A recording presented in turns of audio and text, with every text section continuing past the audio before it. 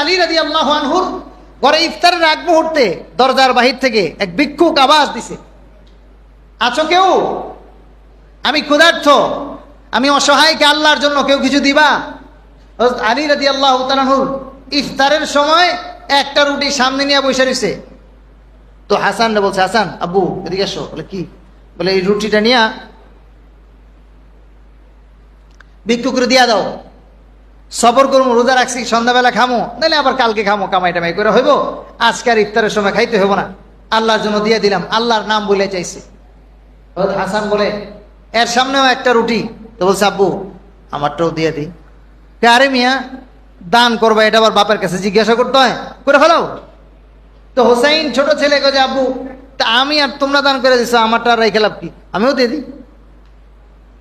হযরত ফাতেমা রাদিয়াল্লাহু আনহা বলছেন, আরে তোমরা যার থেকে দান শিখছো, আমি তো ওই মুহাম্মদুর রাসূলুল্লাহ সাল্লাল্লাহু আলাইহি সাল্লামের মেয়ে, সুতরাং আমি না আগে দান করুন, তোমরা দান করে দিছো, এটা কি আর মিস হইতে পারে? তো আমারটাও নিয়ে যাও। হযরত ফাতেমা রাদিয়াল্লাহু আনহা বললেন, তাহলে আমারটাও নিয়ে যাও। অথচ ইফতারের সময় নিজেদের খাবার না খেয়ে দিয়ে দিলেন।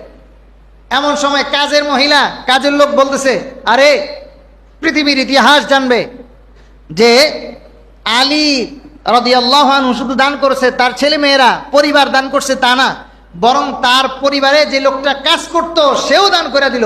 নাও আমার রুটিটাও নিয়ে দান করে দাও। সাহাবায়ে কেরাম তো এরকম দানবীর ছিল, আমাদেরও এমনটাই হওয়া উচিত। আল্লাহ আপনাদের দানকে কবুল করুক।